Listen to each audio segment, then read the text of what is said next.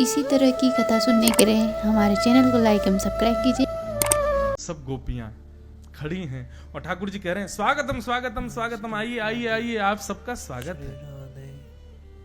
वृतागमन कारणम, आप सबके आने का कारण जान सकता हूं मैं? श्री राधे।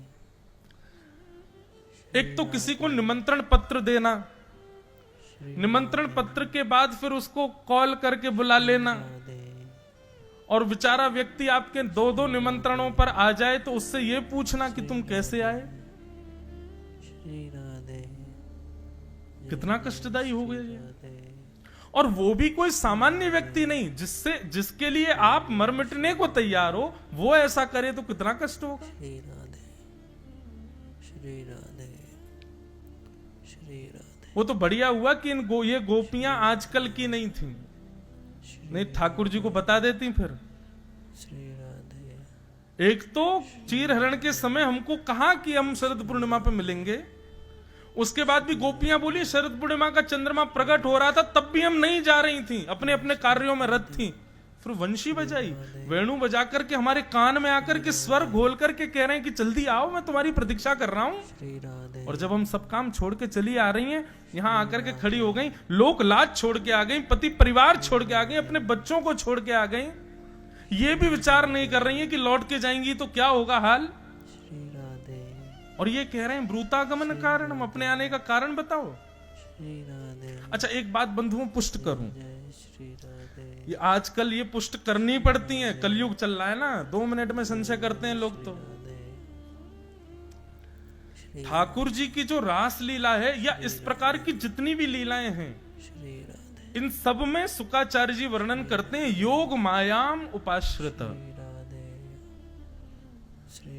ये जितनी भी गोपियां ठाकुर जी के पास गई हैं, अब यहां वर्णन आता 6 महीने तक ठाकुर जी रास बिहार करते रहे, तो 6 महीने तक पति बच्चे परिवार कुल खानदान ये सब ऐसे ही पड़े थे, इनको जरा भी नहीं लगा हमारी बहू बेटियां सब कहां चली गई। तो कहते हैं योग मायाम उपाश्रित।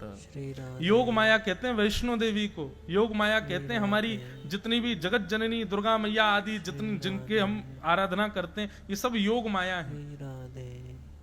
ठाकुर जी के रास बिहार में जब गोपियां पहुंची,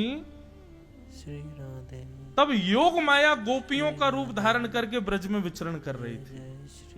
बच्चों को लग रहा था हमारी माँ तो संग ही है, परिवार के लोगों को लग रहा था हमारी बहू तो घर पे ही है, कोई अलग थोड़े है। लोगों के मन में ये भी प्रश्न आ सकता है महाराज जी, ये आवश्यकता थी क्या रास बिहार की? ठाकुर जी को पता तो था कलयुग आने वाला है, 2 मिनट में लोग प्रश्न उठाएंगे। दंड कारण वन के संत हैं ये गोपियां। भगवान श्री राम जब रावण को मार करके वापस लौट रहे थे, तब हनुमान जी निवेदन करते हैं, बोले प्रभु दंड कारण वन के असंख्य संत आपका दर्शन करना चाहते हैं।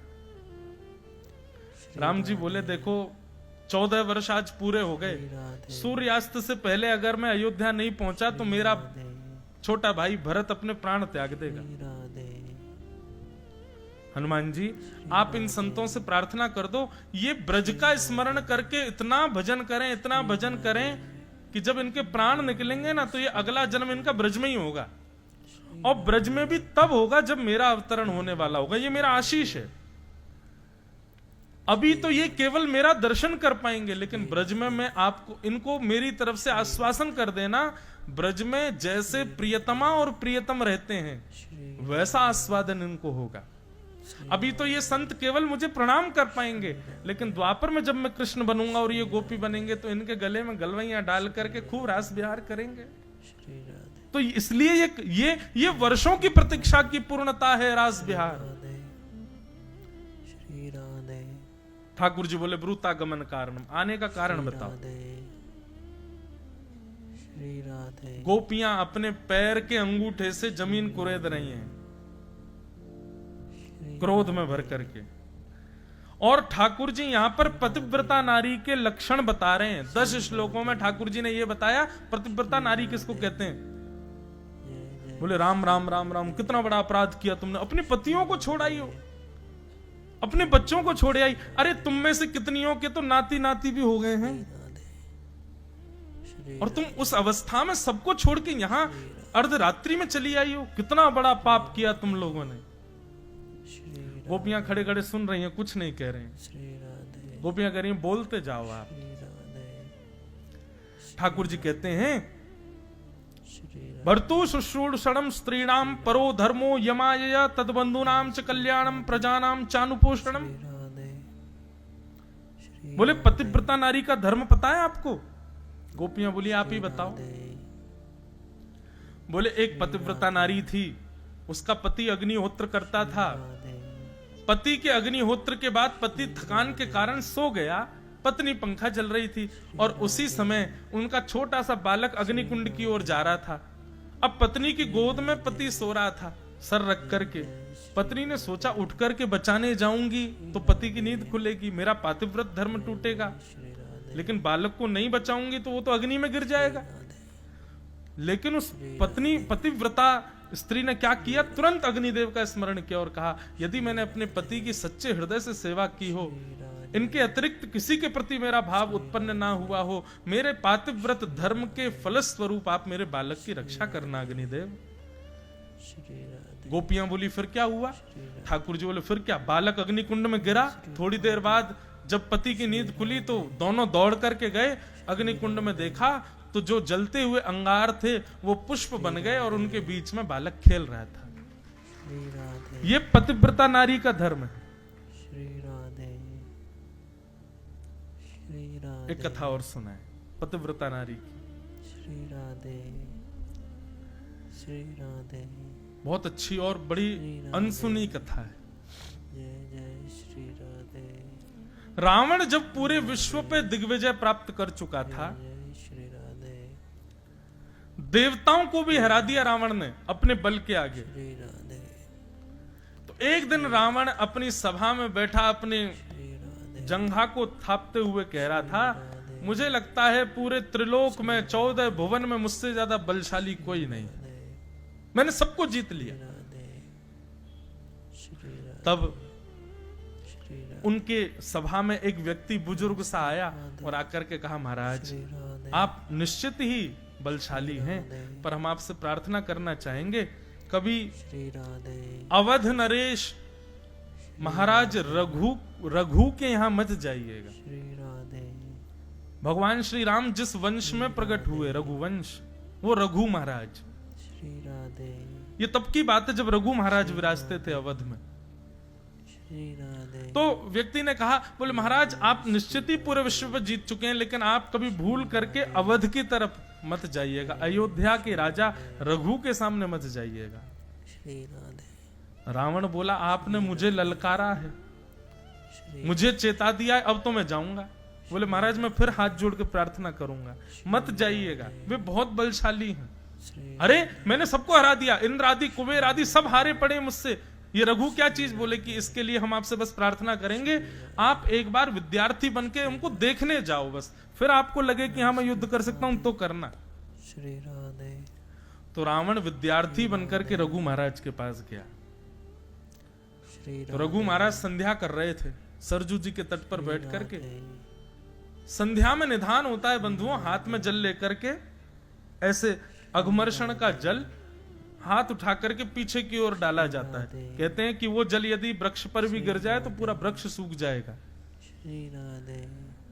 इतना बलशाली होता है अघमर्षण का जल। तो महाराज रघु जब अघमर्षण का जल सिद्ध कर रहे थे, उसी समय उनके चिंतन में आया कि दक्षिण भारत के किसी ब्राह्मण के यहाँ एक गौ माता बंधी हुई है और उस गौ माता पर एक शेर आक्रमण कर रहा है और वो ब्राह्मण त्राही माम करके रक्षमाम रक्षमाम करके चिल्ला रहा है, कोई रक्षा करो, कोई रक्षा करो। तभी रघु महाराज ने उसका चिंतन किया और चिंतन करके उस अघमर्षण के जल को शेर का चिंतन करके अपनी भुजा के पीछे अयोध्या में फेंका और दक्षिण में उस ब्राह्मण के यहाँ गौशाला में उस शेर का वध हो गया। ये थे महाराज रघु। रावण ने जब ये दृश्य देखा, रावण दौड़ करके गया, बोले महाराज आपने अभी अभी कुछ किया है, ये अघमर्षण का जल आपने जो पीछे फेंका, निश्चित ही मुझे जो विस्फोट की आवाज आई थी उससे ऐसा लगता है कि आपने किसी का वध किया है। तब महाराज रघु ने पूरी बात बताई, ऐसे ऐसे एक जगह हो रहा था, उसको मारते हैं। रावण बोला ये तो मैंने पहली बार देखा भगवान, ऐसा योग बल कि आप यहाँ बैठे बैठे किसी को भी मार देते हो। श्री राधे। रावण बोला सही कह रहे थे वो, इनसे युद्ध नहीं, इनसे तो नीचे बैठे बैठे इनसे सीख लें पहले। तो रावण उनसे विद्या सीखने लगा। श्री राधे। एक दिन रावण पीछे पड़ गया कि महाराज मेरी लंका चलो, आप मेरे गुरु हैं, एक बार लंका में पैर पधरा दो। श्री राधे। रघु महाराज ने एक कुशा उठाई और सरजू जी के किनारे कुछ बनाने लगे, और बनाते बनाते रावण से बोले सुनो, ये तुम्हारा घर है, ये तुम्हारा भवन है, यहाँ मंदोदरी रहती है, यहाँ कुंभकर्ण सोता है, यहाँ पर विभीषण रहते हैं, यहाँ पर तुम्हारे पुत्र अक्षय कुमार रहते हैं, आदि आदि सबके बारे में वहीं बैठे बैठे उन्होंने बता दिया। बोले महाराज आपको कैसे पता, आप कभी लंका गए? बोले नहीं गए नहीं है, बस हमको दिख रहा है। और सुनो इस वाले द्वार पे लंकिनी नाम की राक्षसी बैठी रहती है, सब वहीं दिखा दिया। रावण बोला जय हो भगवान, आप दिव्य हैं प्रभु, मेरी लंका चलो, मेरी लंका में चरण पद। बहुत जिद की तो गलती से रघु महाराज का हाथ उस नक्शे के एक कोने में पड़ गया। रघु महाराज बोले राम राम राम, जे क्या हो गया? रावण बोला क्या हुआ? बोले अरे हमारा हाथ पड़ गया इसके ऊपर। तो बोले इससे क्या हुआ? बोले इतनी तुम्हारी लंका का हिस्सा समुद्र में डूब गया अब, क्योंकि मेरा हाथ गलती से पड़ गया। रावण दौड़ करके लंका गया तो वास्तव में उतना टुकड़ा डूब रहा था समुद्र में। रावण बोला कि भाई ये रघु तो साधारण नहीं है, युद्ध करना तो दूर की बात है, ये तो कहीं पे भी कुछ भी कर सकते हैं, मुझे भी मार सकते हैं। तब रावण ने पूछा कि रघु महाराज की बल का कारण क्या है? तब एक संत ने आकर के बताया, बोले रघु महाराज स्वयं भी वेदज्ञ हैं, स्वयं भी गुरुनिष्ठ हैं, पर उनसे भी ज्यादा उनकी पत्नी, वो गुरुजनों को प्रणाम करती हैं, वो सेवा करती हैं, यज्ञ करती हैं, सब करती हैं और पतिव्रता धर्म का पालन करती हैं। इनकी पत्नी के पतिव्रत धर्म का बल रघु महाराज को मिला हुआ है। रघु महाराज को मारने का केवल एक तरीका है, इनकी पत्नी का पातिव्रत धर्म जब टूटेगा तभी आप इनके ऊपर आक्रमण कर सकते हैं। रावण बोला हम राक्षस हैं, इतना तो हम पे आता है, हम रघु का रूप धारण करके जाएंगे और इनकी पत्नी का पातिव्रत धर्म तोड़ देंगे। रघु महाराज किसी कार्य से बाहर गए थे, रावण रघु का रूप धारण करके अयोध्या आ गया। और जैसे ही भवन में प्रवेश किया, रघु महाराज की पत्नी के सामने जाकर के पैर पर पैर रख करके रावण जैसे ही बैठा, उसके नेत्र और उसकी चाल ढाल से पत्नी समझ गई थी कि ये रघु नहीं, ये रूप धारण करके। तुरंत सैनिकों को आज्ञा की बंदी बना लो इसको। रावण कहने लगा अरे मैं रघु महाराज हूं, मुझे बंदी क्यों बना रही है? बोले रघु होते तो रघु महाराज जब भी अपने भवन में आते हैं अयोध्या की माटी को प्रणाम करके आते हैं, माथे पर रज लगी होती और तुम्हारे चलने बोलने ढलने इससे सब पता चल रहा है कि तुम रघु नहीं हो। बंदी बना लिया। अब रघु महाराज जब लौट करके आए, जब उनको पता चला कि उनके शिष्य रावण ने ऐसा किया, तुरंत रावण को सामने बांध दिया। बोले लाओ मेरे बाण और तरकश, इसका वध करता हूं मैं। जैसे ही उन्होंने बाण लेकर के रावण का वध करना चाहा, तभी ब्रह्मा जी प्रकट हो गए। बोले भगवान आप ठाकुर जी की लीला को क्यों खत्म कर रहे हो? भगवान आपकी भक्ति और आपकी गृहिणी की भक्ति से ठाकुर जी इतने प्रसन्न हैं कि उन्होंने वचन दिया है कि त्रेता में मेरा जो अवतार होगा मैं रघु महाराज के वंश में ही आऊंगा। और रघु महाराज जी से कह दीजिए कि रावण को ना मारें। जिस बाण को इन्होंने धनुष पर ताना है, इस बाण को ब्रह्मा जी रख लें अपने पास। जब रावण का वध होगा तब इसी बाण से मैं रावण को मारूंगा। फिर आगे लंबी कथा है। राम जी जब रावण को मारने के लिए गए, खूब बाण मारे, नहीं मरा। तब विभीषण जी ने बताया, बोले महाराज ऐसे ऐसे बात है, रघु महाराज इसको मारने वाले थे, वो बाण ब्रह्मा जी को रघु महाराज ने दे दिया था। फिर रावण ने तपस्या की और तपस्या करके ब्रह्मा जी को प्रकट किया। ब्रह्मा जी प्रसन्न होकर के बोले वर मांगो, क्या चाहिए? बोले रघु महाराज ने जो बाण आपको दिया है वो मुझको दे दो, उसमें मेरे प्राण हैं। ब्रह्मा जी बोले यार ये तो तुमने फंसा दिया हमको। और ब्रह्मा जी को ना चाहते हुए वो बाण रावण को देना पड़ा। रावण ने वो बाण राधे अपनी किसी प्रिय स्थान पर छिपा रखा है, ये किसी को नहीं पता कि वो कहां है। श्री राधे राम जी ने तुरंत हनुमान जी को बुलाया, बोले बाण ढूंढ के लाओ, पूरी लंका में ही कहीं है। हनुमान जी बोले भगवान मुझे ऐसा लगता है कि कितना भी बड़ा क्रूर व्यक्ति क्यों ना हो, अपनी मूल से मूल्यवान वस्तु अपनी पत्नी को देता है। मुझे ऐसा लगता है मंदोदरी के पास बाण होगा। श्री राधे राम जी बोले युक्ति लगाओ, लेके आओ। श्री राधे सोई महाराज हनुमान जी नन्हे से बौने ब्राह्मण बने और त्रिपुंड आदि लगा करके, और महाराज हाथ में वेद लेकर के सीधे मंदोदरी के पास पहुंचे। मंदोदरी के पास पहुंच करके ब्राह्मण देवता आशीर्वाद देने लगे, सौभाग्यवती भव सौभाग्यवती भव। मंदोदरी कहने लगी काय बात का सौभाग्य, मेरे पति को इतने बाण मारे जा रहे हैं और आप कह रहे हैं सौभाग्यवती भव। अब मैं विधवा होने वाली हूं और आप कह रहे हैं सौभाग्यवती भव। हनुमान जी बोले अरे देवी तुम भूल गई क्या, रावण के प्राण तो एक बाण में रहते हैं और वो बाण तो रावण ने कहीं छुपा रखा है। जब तक वो नहीं मिलेगा राम जी को तब तक कैसे मरेगा रावण, तुम क्यों डरती हो। मंदोदरी को याद आया, मंदोदरी हंस करके बोले अरे हाँ हाँ हाँ भगवान, अरे मैं तो भूल ही गई थी, वो बाण तो मेरे ही कक्ष के जो है खंबे में ही तो रखा है, मैं रोज उसकी पूजा करती हूँ। और मंदोदरी जाकर के उस खंबे से लिपट गई। इतने में ही हनुमान जी ने अपना रूप धारण किया, एक मुष्टिक प्रहार की खंबा तोड़ के बाण निकाल के ले गए, जाके राम जी को दे दिया, लो मार दो भगवान। राम जी ने चढ़ा करके उसका वध कर दिया। ये दक्षिण की एक रामायण है, उसमें ये कथा वर्णित है। तो पूरी कथा का कारण क्या था, पातिव्रत धर्म। पतिव्रता नारी सामान्य नहीं होता है, उसमें बहुत बल है। पत्नी के भजन में भी बल बढ़ता है, पति के कार्यों में भी बल बढ़ता है। ठाकुर जी कह रहे हैं पतिव्रता नारी के धर्म है, और तुम सब अपने पतियों को छोड़ के यहां चली आई हो। बंधुओं ये नियम है ठाकुर जी का, जब आप भक्ति पथ पर आएंगे तो आपको संसार के विषयों को ठाकुर जी आपके सामने प्रस्तुत करेंगे कि इसको भोग लो, ये तुम्हारे लिए है।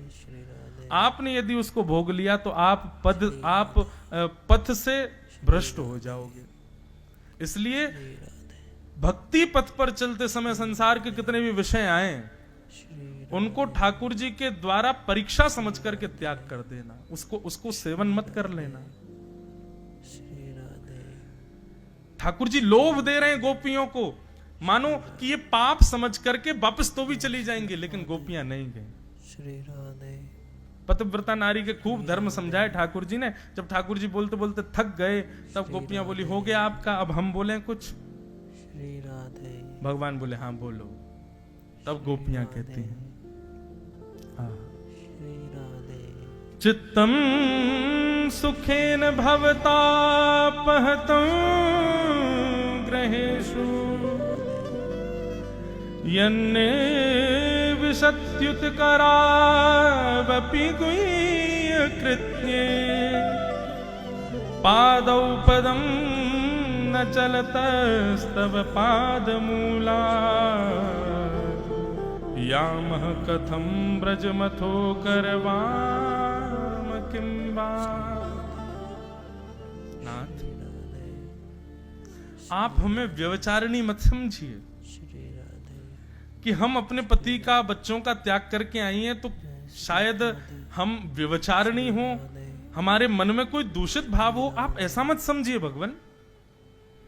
हमारा प्रेम है आपसे, और वो प्रेम कैसा है कि आप हमको कभी मत मिलो, हमको कभी मत दिखो, हमसे कभी मिलने मत आओ, हमारे सामने कभी मत आओ, पर हम आपकी हैं, आप हमारे हैं, ये विश्वास सदैव हमारे चित्त में प्रकट रखो। ऐसा प्रेम है हमारा।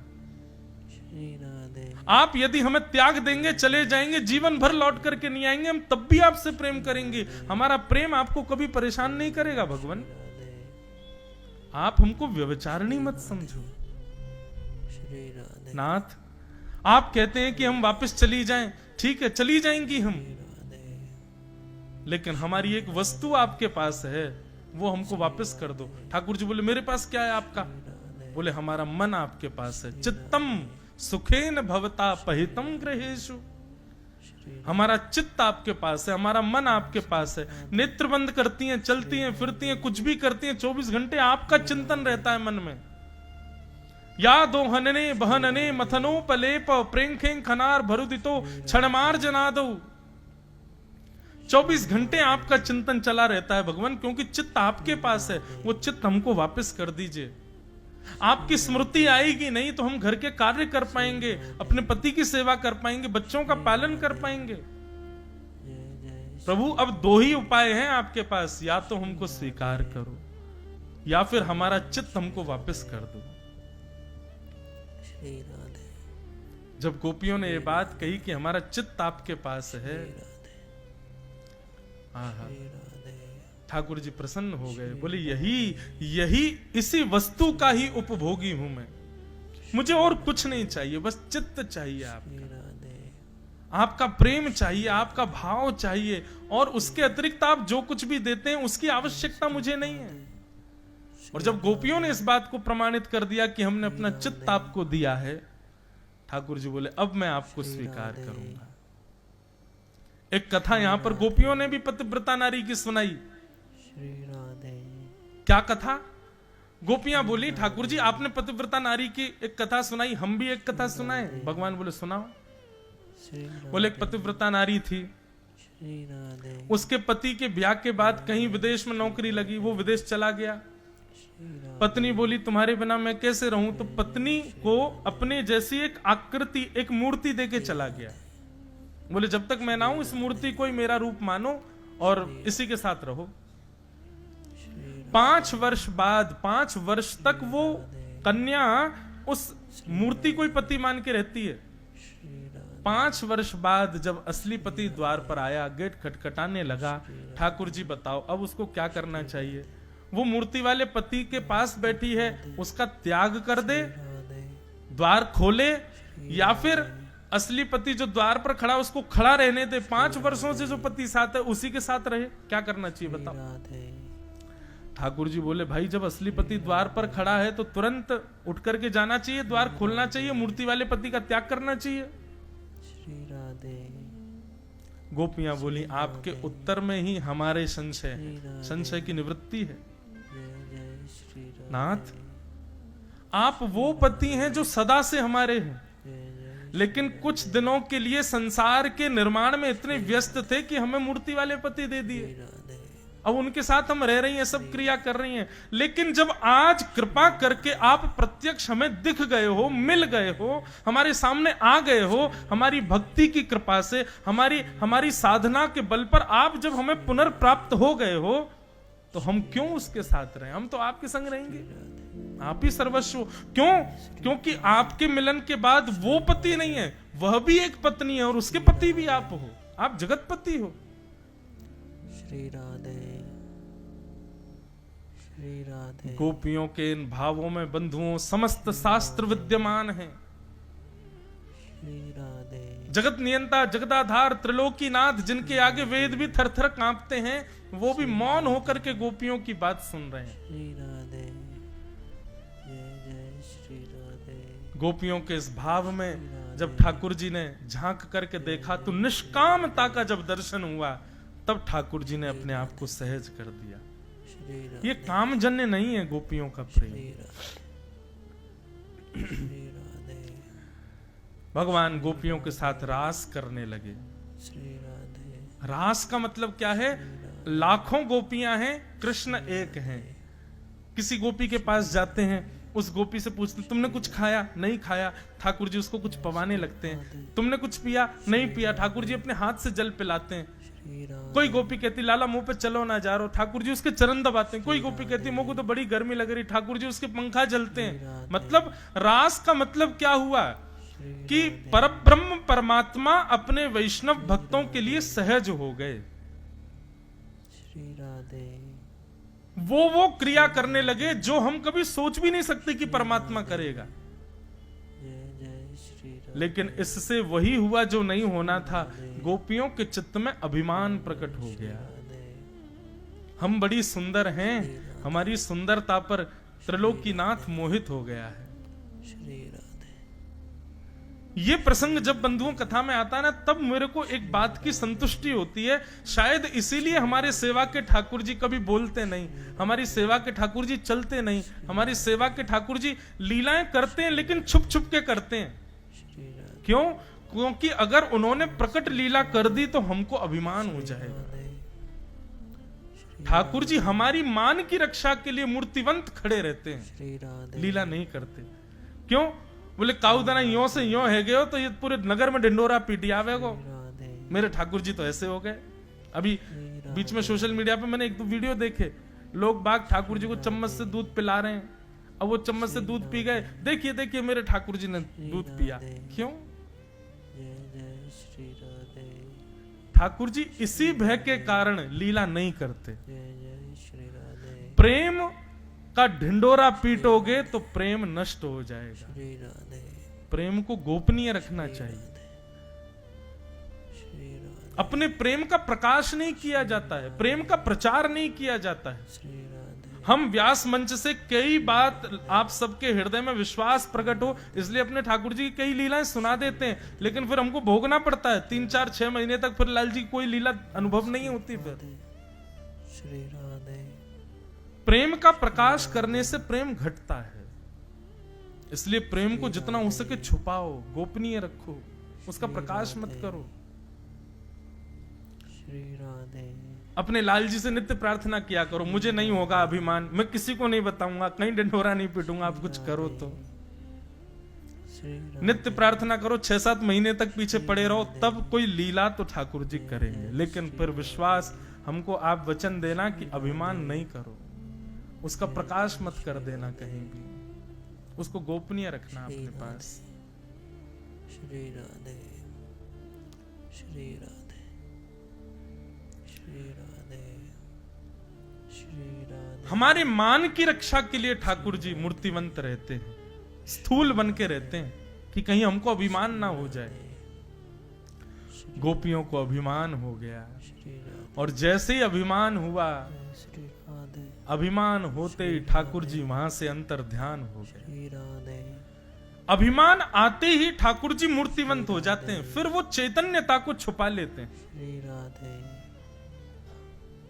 श्री राधे और जिस दिन आप मान रहित होकर सेवा करोगे ना, हमारी बात का विश्वास मान लीजिएगा, आप ठाकुर जी की सेवा करेंगे, राधे स्पर्श करते ही आपको ऐसा अनुभव होगा जैसे किसी मानव की त्वचा का स्पर्श करते हैं। जय जय इत्र लगाओगे तो ऐसा अनुभव होगा कि ठाकुर जी के रों का स्पर्श हो रहा है। जय जय श्री राधे मान युक्त रहोगे श्री राधे तो ऐसे ही लगेगा जड़ वस्तु है, जड़ पदार्थ है। श्री राधे अपनी मान का भी पैरामीटर ऐसे ही चेक कर लो, रोज ठाकुर जी को सेवा करते समय अंग का स्पर्श करो। यदि अभी भी स्थूलता का अनुभव हो रहा है तो समझो तुम में अभी भी मान बचा है। श्री राधे और जिस दिन वो स्पर्श में चैतन्य भाव लगने लगे, ऐसा लगेगा अरे नहीं नहीं, ये तो ठाकुर जी को गुदगुदो पेट है, ये तो ठाकुर जी के गदमदरा से हाथ हैं, ये तो ठाकुर जी को पांव है, अरे देखो उठ गो, समझना अब मान रहित हो गए। श्री राधे श्री राधे ठाकुर जी अंतर ध्यान हो गए। अच्छा एक बात और, श्री खूब प्रयास कर रहे हैं फिर भी ठाकुर जी का स्थूलता का ही अनुभव हो रहा है, राधे इसका मतलब मान है तो क्या करें? तब मान के नाश के लिए श्री जी की शरण ग्रहण करो, किशोरी जी को पुकार। श्री राधे श्री जी मान विहीन करती है, हमारी लाडली जी किशोरी जी ये आपको योग्य बनाएंगी ठाकुर जी की सेवा की। श्री राधे ठाकुर जी कैसे हैं पता है? बुरा मत मानियो, आपके अंदर यदि दोष है तो ठाकुर जी कहेंगे अपने आप सुधारो इसको, लेकिन श्री जी कैसी हैं? अच्छा या में दोष है, ला मैं सुधारूंगी यार, ये श्री जी को स्वभाव। श्री राधे मैं कथा सुनाया करता हूं, हमारे वृंदावन में एक सूरदास जी थे, नेत्र नहीं थे उनके पास, श्री राधे खूब बचते थे ठाकुर जी को। सोई ठाकुर जी प्रकट हो गए, प्रकट होकर के बोले अरे सूरदास देख मैं आ गए हो। श्री राधे ये अष्ट सखाओं वाले सूरदास नहीं, दूसरे सूरदास। श्री राधे श्री जैसे ही ठाकुर जी आए आकर के बोले अरे सूरदास तेरी भक्ति से प्रसन्न है कि मैं आ गए हो, श्री राधे चल आजा मेरा स्पर्श कर ले। सूरदास जी बोले राधे श्री जी कहाँ हैं? राधे ठाकुर जी बोले श्री जी हाँ बगल में ही खड़ी हैं। श्री जी आई नहीं थी, अकेले ठाकुर जी आए थे, लेकिन अब बोले इसको तो दिखता नहीं, इसको क्या पता। ठाकुर जी बोले हाँ श्री जी बगल में ही खड़ी हैं। श्री राधे सूरदास बोला झूठ बोल रहे हो आप, श्री जी तो आई नहीं है आपके साथ। ठाकुर जी बोले क्यों रे, तो कैसे पता, तो दिखे तो है ना है, तो कैसे पता कि श्री जी नहीं आई है मेरे संग। श्री राधे सूरदास बोले क्योंकि आप अकेले आए हो, इसलिए जब से आए हो तब से अब तक भी मैं अंधा ही हूं। श्री जी आती ना तो प्रकट होते ही मुझको नेत्र दे देती। ये श्री जी को स्वभाव है, वो दोष आप पर नहीं छोड़ेंगे। ठाकुर जी को स्वभाव ऐसा हो, कथा सुनो, गुरुजनन के पास जाओ, परिक्रमा लगाओ, अपने दोष को सुधारो। लेकिन श्री जी की शरणागति जैसे ही लोग, श्री जी कहेंगे कछु मत करे, तू मेरे पास बैठ जा, मैं तो सुधार दूंगी, मेरी जिम्मेवारी है तो ठीक कर लो। या हमारे ब्रज में श्री जी के उपासक, श्री राधे तो श्री जी योग्य बनाती हैं ठाकुर जी के।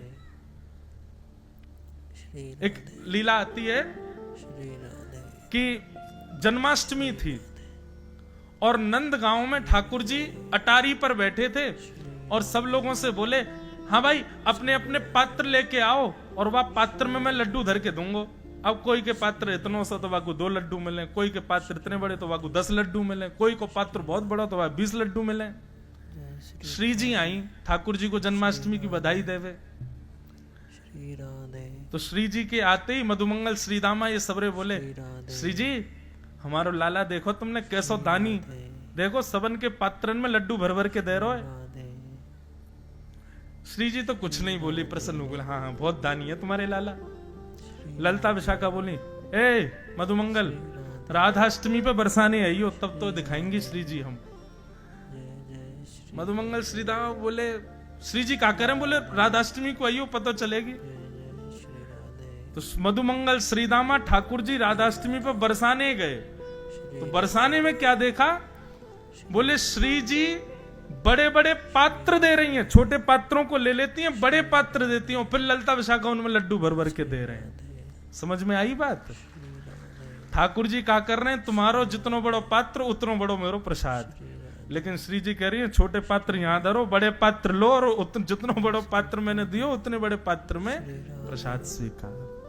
श्री राधे हम ठाकुर जी की बुराई कर दें श्री जी के आगे, क्योंकि हमारे ब्रज में ही के हमारे माई श्यामा जू को राज, जाके अधीन सदा ही सांवरो या ब्रज को सरताज। हमारे माई श्यामा जू को राज। श्री राधे तो भैया कभी मान यदि बढ़ रहा हो ना, ठाकुर जी की सेवा में मान घटाना हो, या संसार में भी आपको तो पता ही है कि आप अभिमानी कब कब हो रहे हो, श्री जी को भजो। सब गोपियों के बीच से ठाकुर जी अंतर ध्यान हो गए। श्री राधे गोपियां विचरण कर रही हैं, ढूंढ रही हैं श्याम सुंदर,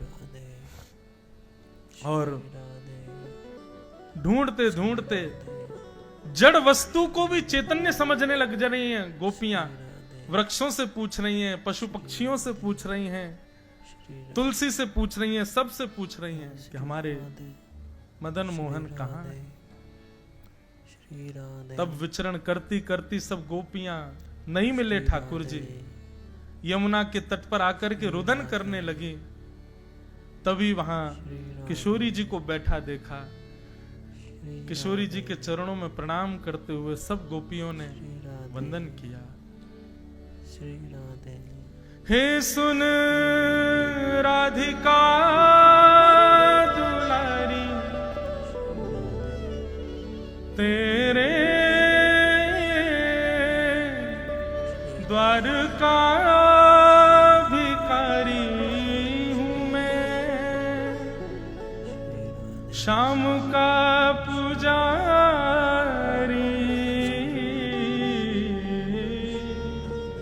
पीड़ा है हमारी हमें श्याम ना मिला, हमें श्याम ना मिला, हमें श्याम ना मिला। बंधुओं, मुझे पता है ये पद बहुत प्रिय है सब लोगों को, पर इस पद को सुनिए नहीं, नेत्र बंद करो, श्री जी को याद करो, श्री जी से प्रार्थना करो, जो शब्द हैं वो कहो श्री जी से, तब इस पद को गाने की सार्थकता है। सब हमारी लाडली जी को याद करो और प्रार्थना करो। इतने दिन है गए कथा सुनते भये, कहते भये, सेवा करते भये, देख लो ना श्री जी लाल जी कृपा नहीं कर रहे हैं, आप कुछ अनुग्रह करो। इस भाव से गाओ। हे सुन राधिका दुलारी, सुन राधिका तेरे द्वार का भिखारी,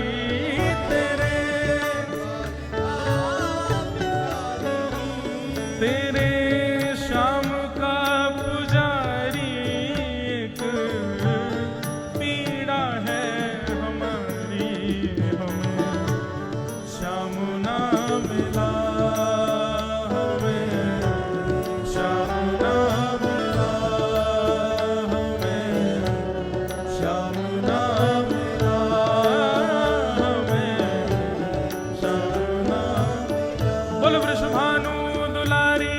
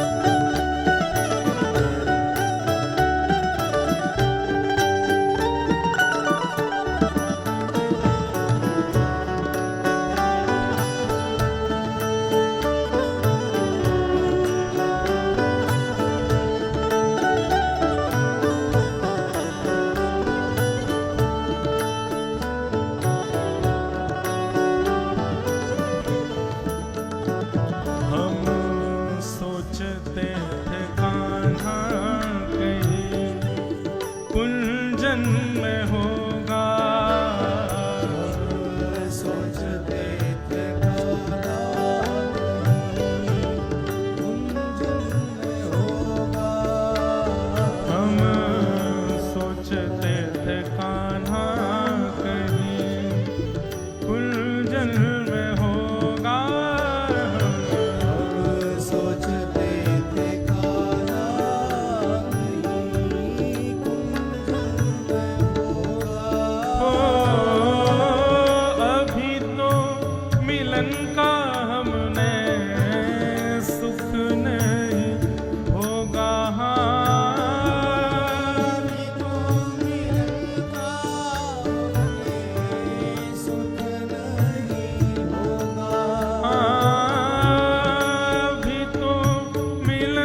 का हमने सुख नहीं होगा, अभी तो मिलन का हमने सुख नहीं होगा, कभी निकट बुलाए, कभी निकट बुलाए, कभी दूरियां बढ़ाए, कभी दूरियां बढ़ाए, छलिया हाथ नहीं आए, छलिया हाथ नहीं आए,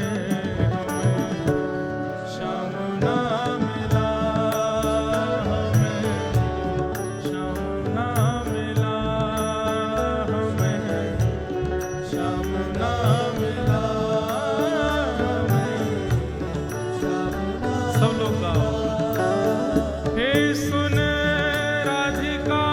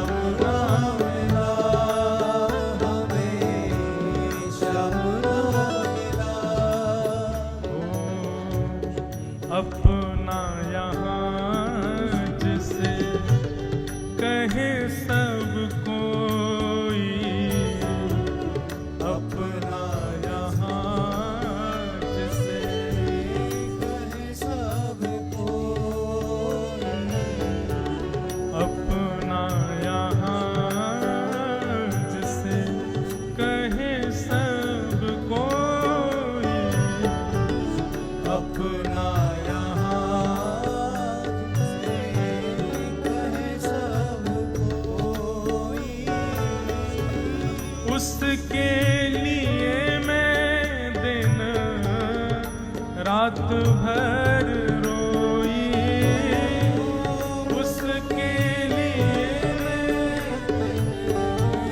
रात भर रोई नाता दुनिया से तोड़ा नाता दुनिया से तोड़ा नाता सावरे से जोड़ा नाता उसने ऐसा मुख मोड़ा हमें कहीं का न छोड़ा श्याम ना मिला हमें श्याम ना मिला हमें श्याम ना मिला श्याम ना के सुन राधिका दुलारी सुन राधिका दुलारी तेरे द्वार का भिखारी तेरे तू में श्याम का पुजारी एक पीड़ा है हमारी श्याम ना मिला हमें श्याम ना मिला हमें श्याम ना मिला हमें श्याम ना बोलो वृषभानु दुलारी करताल बजा के गाओ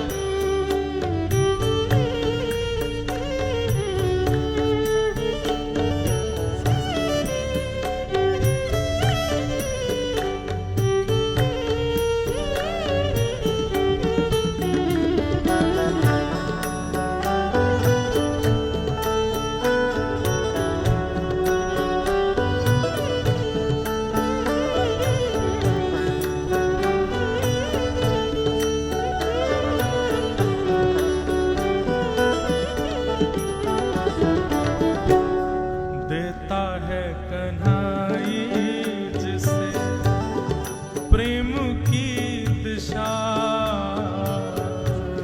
देता है कन्हाई जिसे प्रेम की दिशा देता है कन्हाई जिसे प्रेम की दिशा देता है कन्हाई जिसे प्रेम की दिशा हो सब विधि उसकी लेता है परीक्षा सब विधि उसकी लेता है परीक्षा हो सब विधि उसकी लेता है परीक्षा सब विधि उसकी लेता है परीक्षा कभी निकट बुलाए कभी कभी दूरियां बढ़ाए कभी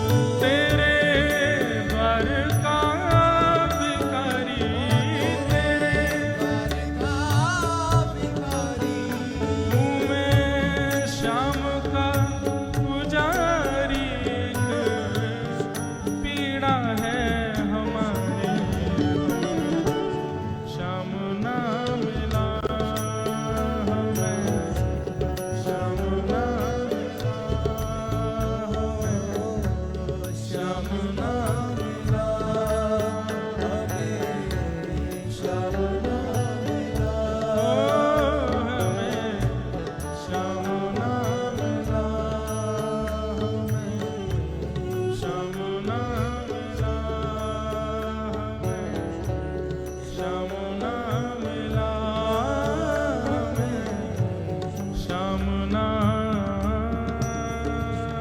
मिला। श्री राधे आत्मा रामस्य कृष्णस्य ध्रुवमात्मास्ति राधिका, तस्य दास प्रभावेण विरहोस्मान न संस्पृशे।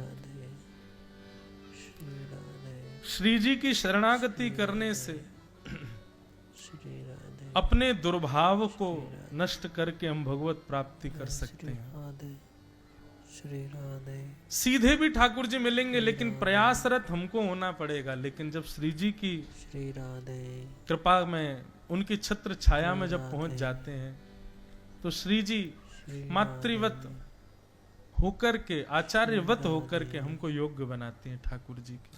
श्री राधे श्री राधे गोपियां सब श्री राधे वंदन करने लगी, प्रार्थना करने लगी श्री राधे किशोरी जी से। तब मुझे ऐसा लगता है बंधुओं कि ये गोपी गीत जो गोपियों ने गाया है, ये किशोरी जी की कृपा से ही गोपियों के हृदय में प्रकट हुआ है। श्री राधे मान रहित गोपियों के हृदय में ये भाव श्री जी के अनुग्रह से ही प्रकट हुआ है। श्री राधे गोपियों ने गोपी गीत गाया। श्री राधे हम 2-3 श्लोक गोपी गीत के गा लें, उसके बाद फिर ठाकुर जी प्रकट होंगे, महारास होगा। श्री राधे जयति तेधिकम् श्री राधे जन्मना ब्रजः श्रयत इंदिरा सस्वदत्रे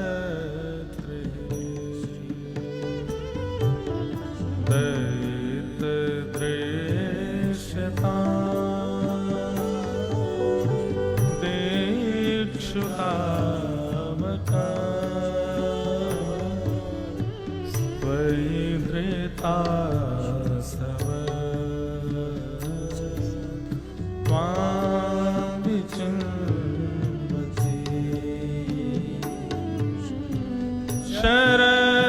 शरदुदासे साधु जात सरसे जो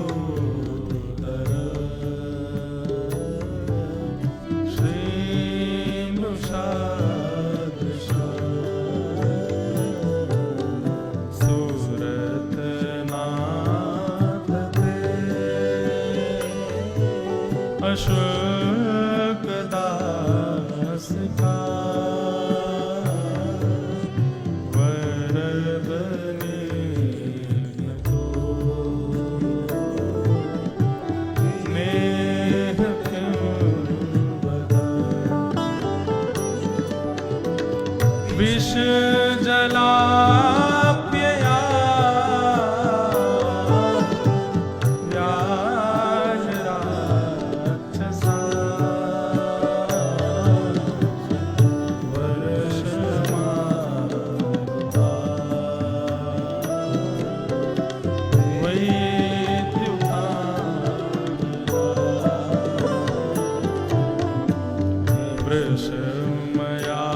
वृषमयात्मजा विश्वतो भया दृशभृते वयम् रक्षिता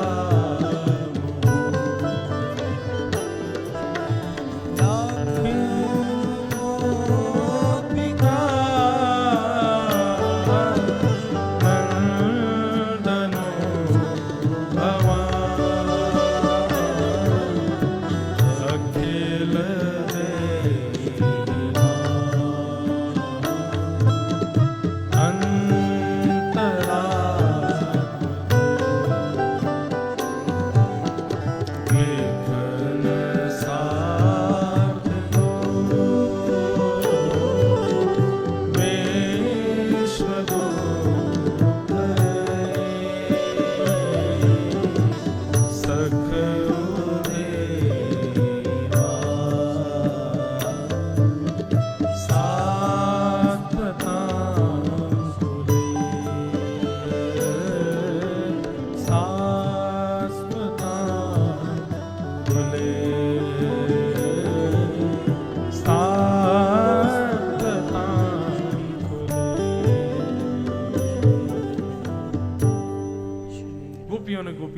आया। श्री राधे और इस गीत को गाते हुए रुर्दु स्वस्वरम राजन कृष्ण दर्शन लालसा, जब कृष्ण दर्शन की लालसा में गोपियों के नेत्र से अविरल अश्रुधार गिरने लगे। श्री राधे अश्रु श्री राधे प्रकट तभी हो सकते हैं जब व्यक्ति मान रहित हो। राधे मानी व्यक्ति के चित्त में कभी, नेत्रों में कभी अश्रु नहीं आ सकते। अभिमानी व्यक्ति रोता नहीं है, श्री राधे मान रहित व्यक्ति ही श्री राधे रुदन करता है, और वो भी कृष्ण भक्ति का रुदन। संसार के किसी संबंध में रुदन हो जाए ये मानी व्यक्ति कर सकता है, लेकिन कृष्ण भक्ति जय जय में प्रेमाश्रु प्रकट होना ये तो तभी होगा जब भक्त मान रहित हो सकता है। श्री राधे श्री राधे सब गोपियां रुदन करने लगे, कृष्ण विरह में व्याकुल हो गए, और जैसे ही गोपियों के नेत्रों से अश्रु प्रवाह प्रारंभ हुआ, तासामाभिर्भूत सौरी स्मयमाय मुखाम्बुज पीतांबरधर सृग्वे साक्षान् मन्मथ मन्मथ साक्षान् मन्मथ मन्मथ। जैसे गोपियों के रुदन देखा और उसमें भी कृष्ण दर्शन लालसा, कृष्ण विरह की लालसा, दर्शन की लालसा जैसी गोपियों की प्रकट हुई, गोपियां अमानी ना हुई, मान रहित हुई, तुरंत पीतांबरी पहन करके रास राशेश्वर भगवान वहां प्रकट हो गए। बोलो रास राशेश्वर भगवान की जय। सब गोपियों ने ठाकुर जी के, किसी ने हाथ पकड़े, केश पकड़े, चरण पकड़े, ठाकुर जी की पीतांबरी पकड़ ली, सबने ठाकुर जी को पकड़ लिया। श्री राधे और सब गोपियां कहने लगी, बोले श्याम सुंदर अब नहीं जाने देंगे हम। ठाकुर जी बोले हम कहीं नहीं जाएंगे, मान होगा तो हम निश्चित चले जाएंगे, आप मान रहित हो जाओ, आपको हमको बुलाने की आवश्यकता नहीं है, मान रहित जैसे ही हो गए हम अपने आप आ जाएंगे आपके पास। श्री राधे हम आपसे दूर हैं तो इस बात का प्रमाण मान लीजिए कि आप मान युक्त हो, और हम आपके समीप हैं तो इसका मतलब आप मान विहीन हो। श्री राधे ठाकुर जी सन्मुख राधे और विमुख इन दो ही स्थिति में ही होते हैं। राधे या तो वैष्णव अपराध कर दो तो ठाकुर जी विमुख हो जाएंगे, या फिर आप मानी हो जाओ, अपने किसी क्रिया का, अपने किसी कर्म का अभिमान आपके भीतर आ जाए तो ठाकुर जी विमुख हो जाएंगे। कभी किसी वैष्णव का अपराध मत करो और मान रहित रहो, ठाकुर जी सदा आपके सन्मुख रहेंगे, सदा संग रहेंगे। जय जय श्री राधे गोपियां सब कहने लगी ठाकुर जी अब नहीं जाने देंगे। भगवान बोले हम जाएंगे भी नहीं, अब आप मान रहित हो गई हो। तो जितनी गोपी उतने ठाकुर जी ने रूप धारण कर लिए। श्री राधे पहले तो रास हुआ, अब ठाकुर जी महारास कर रहे हैं। श्री राधे जैसे ही ठाकुर जी ने महाराज की योजना बनाई, इतने में ही महाकाल श्री राधे उज्जैन में बैठे हुए महाकालेश्वर भगवान विचलित हो गए। बोले ठाकुर जी महाराज कर रहे हैं और हम यहीं बैठे बैठे अपने ऊपर अभिषेक करवाते रहे, ऐसा कैसे काम चले। सोई महादेव दौड़े सीधे वृंदावन की ओर।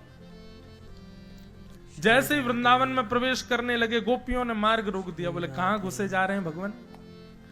बोले रास बिहार हो रहा है, रास करने जा रहे हैं ठाकुर जी के साथ। श्री राधे बोले भीतर रास बिहार में एक ही पुरुष अलाव है, श्री कृष्ण, उसके अलावा सब गोपी हैं यहाँ पर। श्री राधे आपको भीतर जाना है तो आपको भी गोपी रूप धारण करना पड़ेगा। जय जय श्री राधे महादेव ने तुरंत अपना कमंडल आगे करके भिक्षा याचना करते हुए अन्नपूर्णा मैया को प्रकट किया। अन्नपूर्णा मैया अन्न सामग्री लेके प्रकट हुई। महादेव बोले अन्न नहीं, आज तो आप अपना श्रृंगार दे दो हमको। और मां अन्नपूर्णा ने अपना श्रृंगार महादेव को प्रदान कर दिया।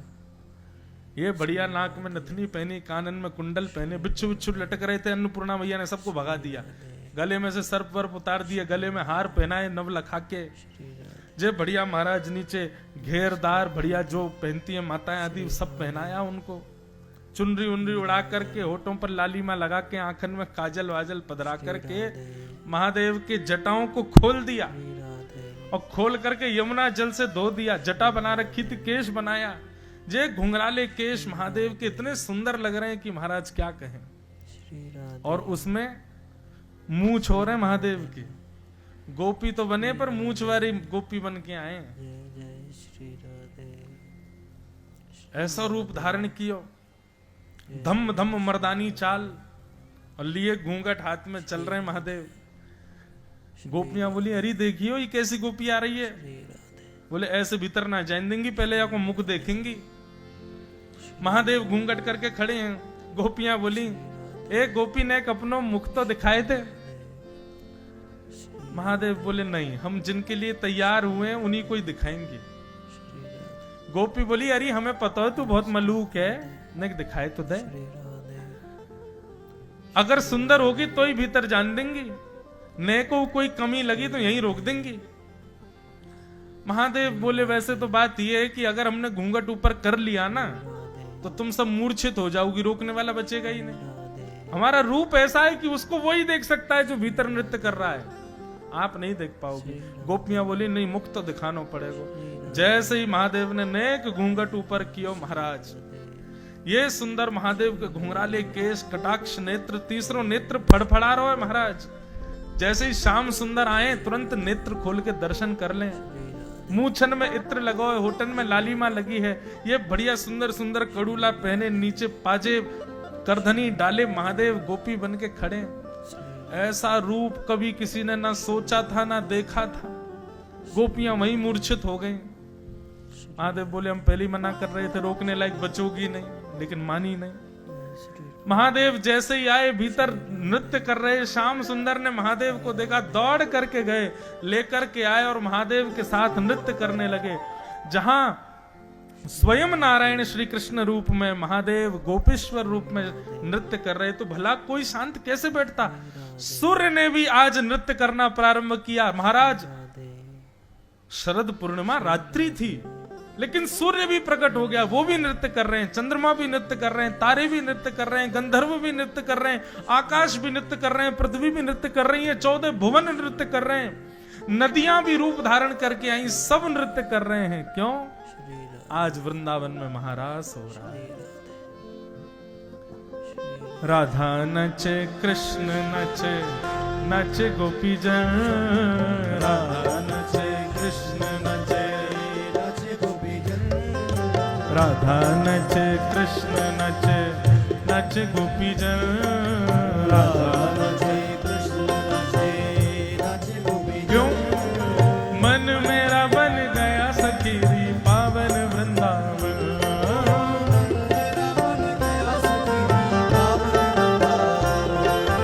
मन मेरा बन गया सखीरी पावन वृंदावन।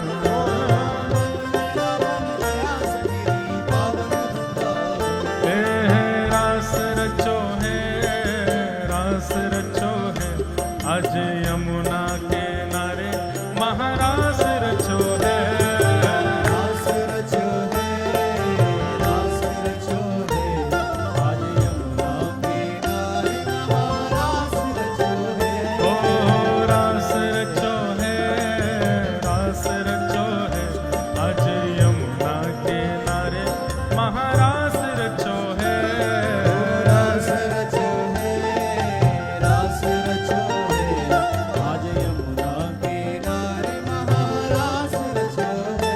ओ रास रचो है, रास रचो है आज यमुना के नारे, महारास रचो है, रास रचो है, रास रचो है आज यमुना के नारे, महारास रचो है। सूरज भी नाचे, चंदा नाचे, नाचे तारागण,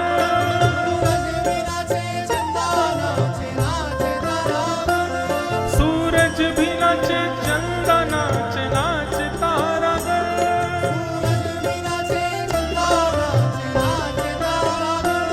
ब्रह्मा भी नाचे, शंकर नाचे, नाचे देवगण,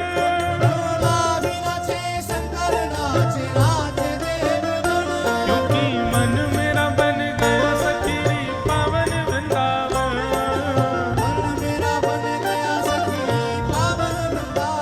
ओ मन मेरा बन गया सखीरी पावन वृंदावन।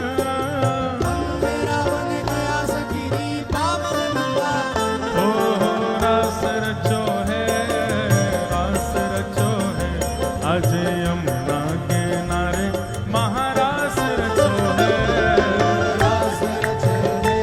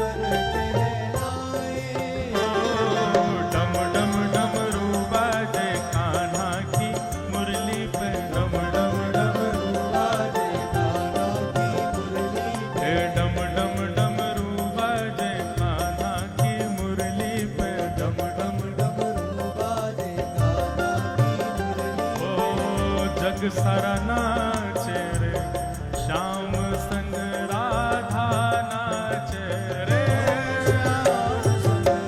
राधा नाचे, ओ श्याम संग राधा नाचे, ओ श्याम संग राधा नाचे, ओ श्याम संग राधा नाचे ओ श्याम संग राधा नाचे, ओ राधा नचे कृष्ण नचे, नचे गोपीजन, राधा नचे कृष्ण नचे, नाचे गोपीजन, ओ राधा नचे कृष्ण नचे, नाचे गोपीजन, राधा नचे कृष्ण नचे, नाचे गोपीजन, क्योंकि मन मेरा बन गया सखीरी, पावन वृंदावन मेरा बन गया सखीरी पावन वृंदावन, मन मेरा बन गया सखीरी, पावन वृंदावन, मेरा बन गया सखीरी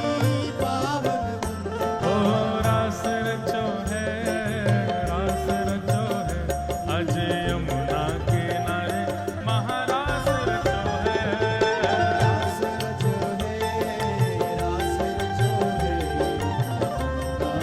नारे महारास रचो है, ओ रास रचो है, रास रचो है, अज यमुना किनारे महारास रचो है, रास रचो है, रास रचो है,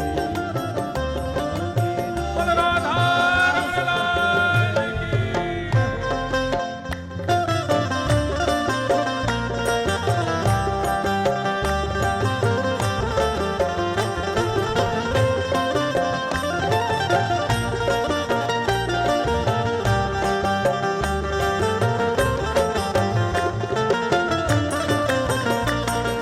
रास रासेश्वर भगवान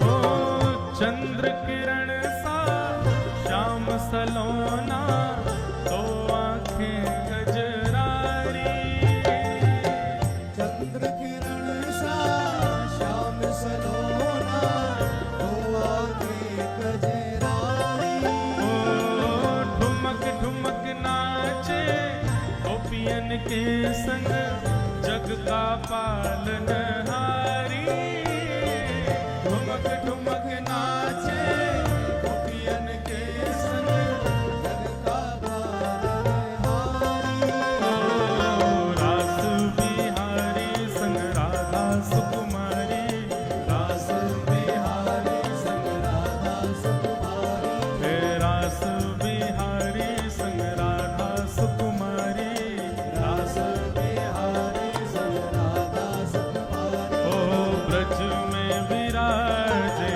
रे, श्याम संग राधा नाचे रे, श्याम संग राधा नाचे, ओ श्याम संग राधा नाचे रे, ओ श्याम संग राधा नाचे, ओ श्याम संग राधा नाचे रे, ओ श्याम संग राधा नाचे, राधा नाचे कृष्ण नाचे, नाचे गोपीजन, राधा नाचे कृष्ण नाचे,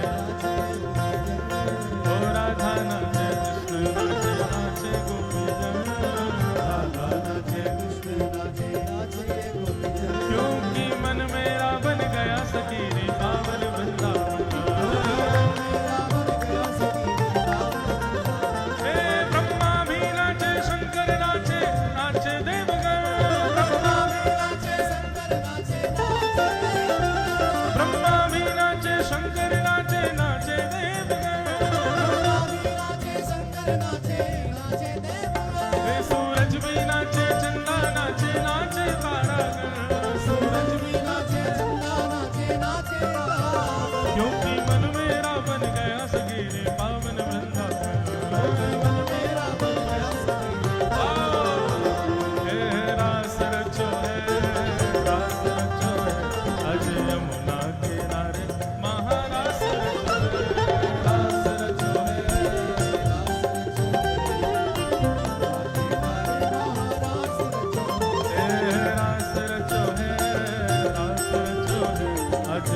यमुना किनारे महारास रचो है।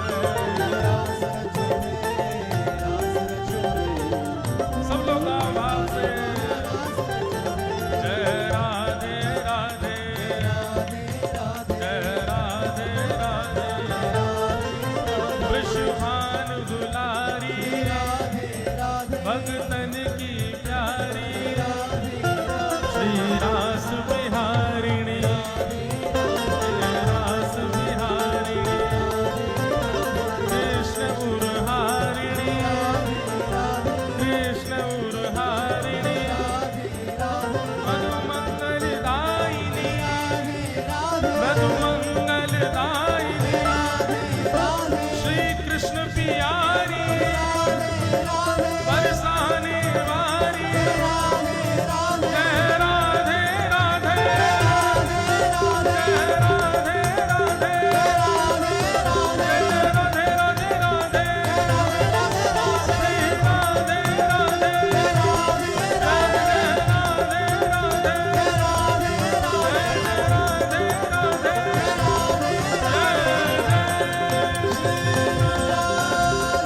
रास रासेश्वर भगवान की राधारमण लाल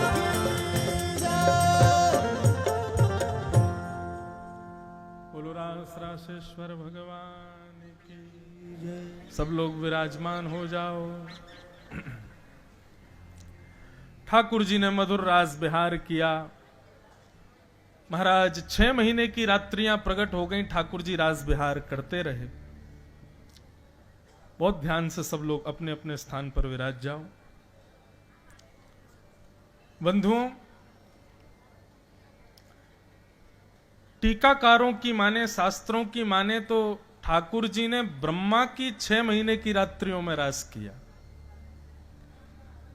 मानवों के रात्रि और ब्रह्मा की रात्रि में अंतर है। हमारी रात्रि कितनी देर की? 10-12 घंटे में रात्रि पूरी। लेकिन ब्रह्मा जी की रात्रि कैसी है? सतयुग, त्रेता, द्वापर, कलयुग, सतयुग, त्रेता, द्वापर, कलयुग, ये चारों युग जब 71 टाइम्स बीत जाते हैं तब ब्रह्मा जी की एक रात्रि होती है, एक दिन होता है। सोच के परे की बात है, लेकिन सुन लो। ज्यादा दिमागी लोग इसमें तर्क को तर्क मत करना। एक बात हम कहते हैं कथा में, ठाकुर जी बुद्धि लगाने के विषय नहीं है, हृदय लगाने के विषय। उनमें बुद्धि मत लगाओ आप, क्योंकि आजकल के विज्ञान को पढ़ने वाले बुद्धि लगाएंगे तो उनको समझ में आ ही नहीं सकता, वो सिद्ध कर ही नहीं पाएंगे। भक्ति भागवत बुद्धि का नहीं, हृदय का विषय है। ब्रह्मा जी की एक दिन कितना बड़ा? बोले सतयुग, त्रेता, द्वापर, कलयुग, चारों युग 71 टाइम्स बीत जाते हैं तब ब्रह्मा जी का एक दिन होता है। ऐसी ब्रह्मा जी की 6 महीने की रात्रि तक ठाकुर जी रास बिहार कर रहे हैं। इसका मतलब क्या है? वृंदावन में 5000 वर्ष पहले ठाकुर जी के प्रादुर्भाव पर रास नहीं हुआ था। ब्रह्मा जी की 6 महीने की रात्रि, इसका मतलब है ठाकुर जी अनवरत वृंदावन में अखंड रास आज भी करते हैं, चल ही रहा है। और जब तक ब्रह्मा जी की 6 महीना नहीं हो जाएंगे तब तक ठाकुर जी का रास चलता ही रहेगा। लोग हमसे कहते हैं, बोले महाराज जी वृंदावन में रात में निधिवन में रास होता है, निधिवन में कहते हैं जाना नहीं चाहिए, अंधे हो जाते हैं, जो हो जाते हैं वो हो जाते हैं। हम कहते हैं निधिवन में बिहारी जी प्रकट हुए थे, वृंदावन बिहारी लाल। स्वामी श्री हरदास जी ने वहां भजन किया, ठाकुर जी को प्रकट किया। ठाकुर जी का पूरा वृंदावन है। ठाकुर जी कभी कभी कहीं कहीं नित्य पूरे वृंदावन में रास करते हैं, केवल निधिवन में नहीं। देखने के लिए दृष्टि चाहिए। अगर दृष्टि है तो वृंदावन की सीमा में आप जहां हो वहीं रास दिख जाएगा। केवल एक इकलौते निधिवन में नहीं कर रहे हैं ठाकुर जी रास। हां, वो बात अलग है कि किसी समय ठाकुर जी निधिवन में रास कर रहे थे, तब किसी वैष्णव ने देख लिया, वो दूसरे दिन फिर अंधा हो गया, बता नहीं पाया, इसलिए वो बात प्रचलित ज्यादा हो गई। लेकिन ऐसा नहीं है कि केवल निधिवन में ही ऐसा होता है, पूरे वृंदावन में होता है। देखने के लिए दृष्टि चाहिए। वृंदावन कैसा बंधुओं पता है? जो हमको दिख रहा है ना वो तो वृंदावन एक है ही, उसके भीतर नीचे एक अलग वृंदावन और है, उसको निज वृंदावन कहते हैं, श्री वृंदावन। वृंदावन में वृंदावन को भजने वाले और वृंदावन में फिर वृंदावन में प्राण त्यागने वाले वैष्णव उस निज वृंदावन में प्रवेश कर जाते हैं। वृंदावन में प्राण त्यागने वाले को वैकुंठ नहीं मिलता, वृंदावन में प्राण त्यागने वाले स्वर्ग नरक नहीं जाते, वृंदावन में प्राण त्यागने वाले पुनः वृंदावन में ही आ जाते हैं, लेकिन इस वृंदावन में नहीं आते जो हमको दिख रहा है। इसी वृंदावन में निज वृंदावन और है, जहां इस शरीर से और इन सांसारिक स्थितियों से जाना असंभव है। मैं कथाओं में बताया करता हूं वृंदावन में और निज वृंदावन में अंतर क्या है।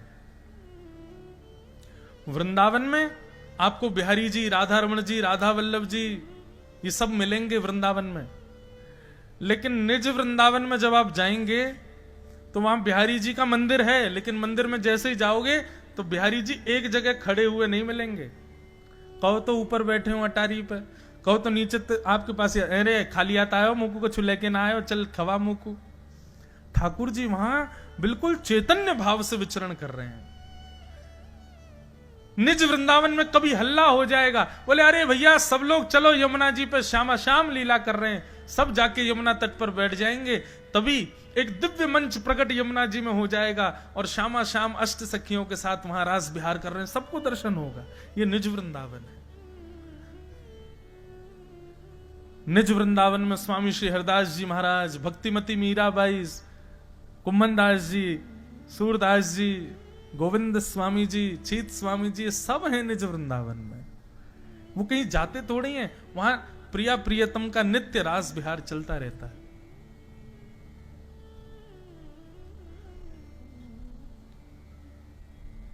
हेरी मेरो वृंदावन सुख धाम,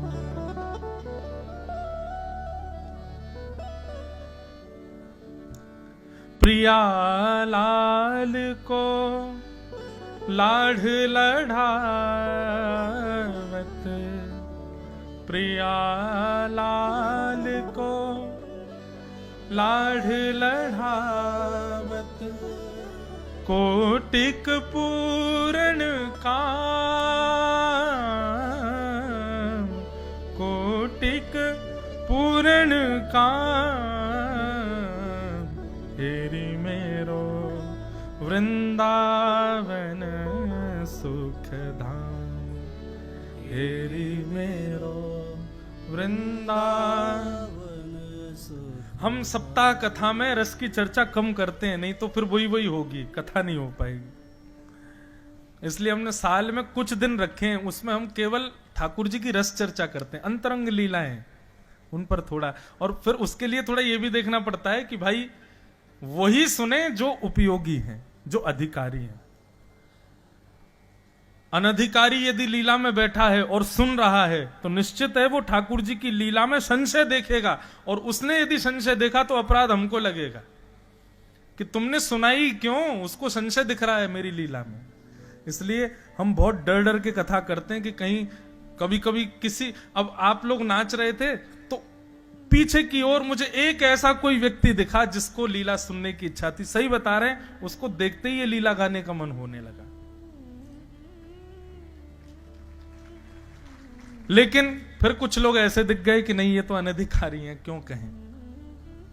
आप लोग ये मत सोचना हमारा नंबर है उसमें, अब ये हमारी दृष्टि की बात है। सब अधिकारी हैं, इसीलिए इस पंडाल में बैठे हैं, और उस लीला तक जाने के लिए ही आप लोग अभी कथा सुन रहे हो कि उस स्थिति में आ जाओ कि वो लीला सुन सको।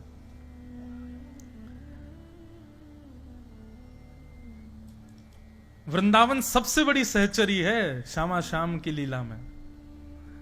ललिता, विशाखा आदि अष्ट सखियां, अष्ट सखा, ये सब तो वस्तु प्रयोजित करते हैं, पर वृंदावन श्यामा श्याम विहार करेंगे इसलिए सघन कुंज वृंदावन ने निर्मित की है।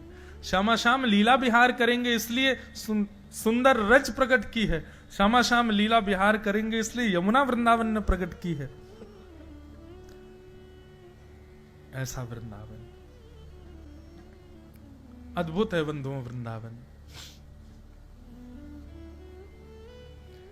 तो ये 6 महीने ब्रह्मा की रात्रि का अभिप्राय क्या है? बोले अनेक युगों तक, युगों तक ठाकुर जी वृंदावन में रास करते रहेंगे। देखने के लिए दृष्टि चाहिए, देखने के लिए वो दर्शन की दृष्टि हो। आज भी रास कर रहे हैं ठाकुर जी, आज भी कितने वैष्णवों को लीला का दर्शन कराते हैं ठाकुर जी वृंदावन में।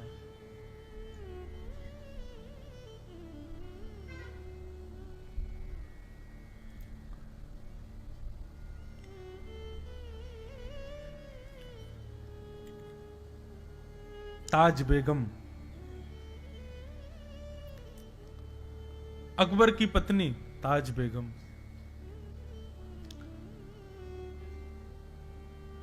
पहली बार गोवर्धन गई और जब से गिरधर स्वरूप को देखा तब से बस उन्हीं की हो गई। वापस लौट करके जब आगरा गई ना, तो ऐसा ज्वर चढ़ा उसको कि वो ज्वर वैद्यों की दवाइयों से ठीक ही नहीं हुआ। अकबर ने पूछा, बेगम तुम ठीक नहीं हो रही हो, क्या हो गया है? बोले कृष्ण विरह का ज्वर चढ़ा है हमें, आपसे प्रार्थना है हमें वृंदावन भेज दो वापस। वृंदावन भेज दिया, बड़ी मशक्कत करके आई, वृंदावन में रहने लगी। कई मंदिरों में उनको प्रवेश निषेध था, तो ताज बेगम क्या करती थी कि मंदिर से दर्शन करके आने वाले वैष्णवों से पूछती थी कि ठाकुर जी का श्रृंगार कैसा है। तो वैष्णव बताते, आज ठाकुर जी ने ऐसी पाग पहनी है, आज ठाकुर जी ने ऐसी माला धारण करी है, आज ठाकुर जी की पोशाक ऐसे रंग की है, आज ठाकुर जी गले में ऐसी माला है। नेत्र बंद करके ताज बेगम सुनती और अपने मन में ही चित्र बनाती। करते करते करते करते करते स्थिति ऐसी हो गई कि अब ताज बेगम किसी से सुनती नहीं है। जब दर्शन खुलते हैं तो द्वार पर जाकर के बैठ जाती है और नेत्र बंद करके हाथ में एक सीख लेती है और रज में ही एक सुंदर आकृति बनाती है और भीतर से दर्शन करके आने वाले दर्शनार्थियों से कहती है, सुनो आप मत बताना, मैं बता रही हूं, आज ठाकुर जी ने पीली पाग पहनी है ना? बोले हाँ। आज गले में मोतिन की माला है ना? बोले हाँ। आज ठाकुर जी ने ऐसी पजम्मी पहनी है ना? बोले हाँ। आज ठाकुर जी ने गले में मोंगरे की माला पहनी है ना? बोले जी। आज ठाकुर जी ने अपने कानों में मत्स्याकृत कुंडल पहने हैं ना? बोले हाँ। जैसे ही सब पर हाँ करते ताज बेगम उसी में ही आनंदित हो जाती। अब उसको दर्शन के लिए मंदिर में जाने की आवश्यकता नहीं थी, वो बाहर बैठ के चिंतन करती थी और ठाकुर जी वहीं प्रकट होकर उसको उसके चित्त में एक छवि दिखा देते थे, आज हम ऐसे लग रहे हैं। ये कृपा वृंदावन करता है बंधु। अनेक भाव वृंदावन को हम बारंबार प्रणाम करते हैं। आगे बंधुओं भागवत में युगल गीत आता है। युगल गीत में एक बहुत सुंदर प्रसंग है, बस उसको कह के हम कंस वध की ओर चलेंगे, फिर रुक्मणी विवाह करेंगे। महाराज जी विराज रहे हैं, मुखिया जी भी बैठे हैं, तो और ने उच्चंग आ जाए बोलवे की। गोपियां कहती हैं यशोदा मैया से, विविध गोप चरणेषु विदग्धो वेणुवाद्य वृथा निज शिक्षा, तब सुतः सति यदा दरबिम्बे दत्त वेणुरनयत्य स्वर जाति। गोपियां यशोदा मैया से जाकर के कह रही हैं, बोले मैया एक बात बताओ, तुम्हारे लाला ने बंसी बजानो कहां सीखो? या के गुरुजी कौन है? जाकू बंसी बजानो कौन ने सिखायो? बोले क्यों? बोले मैया तुम्हारो लाला बंसी बजावे तो हमारे घर में भोजन ना बन पावे। मैया बोली क्यों भोजन क्यों ना बन पावे? बोले लाला की वंशी में ऐसो जादू है कि जड़ वस्तु भी चेतन है जाए। हम चूल्हे में लकड़ी लगावे जलावे और जैसी रोटी सेक वे बैठे, इतने में लाला बंसी बजा दे, सो सबरी चूल्हे में पानी पानी है जाए, लकड़ी में ऊ जला जाए, कोई जल ही ना पावे, जड़ वस्तु भी चेतन है कि बहने लग जाए। मैया तुम्हारे लाला ने बंसी बजानो कहां सीखो? या कि गुरुजी कौन है? मैया बोली क्यों? बोले बात दारी को पकड़ के जमुना जी में फेंक के आएंगी हम। बंसी तो सिखाई वाने, लेकिन इतनी मधुर सिखा दे, अरे नेक तो कम ही रख तो। यशोदा मैया कह रही हैं, वेणु वाद्य उर्धा निज शिक्षा। यशोदा मैया कह रही है, मेरे लाला ने कोई तो बंशी ना सीखी, उर्धा निज शिक्षा, ये स्वयं की शिक्षा है लाला की। या को कोई बंसी दे गयो वही दिना से बैठो बैठो अपने आप ही कर कमलंते बजा बजा के यानी बजानो सीख लियो, यानी कोई से सीखो नहीं। अच्छा ठीक है,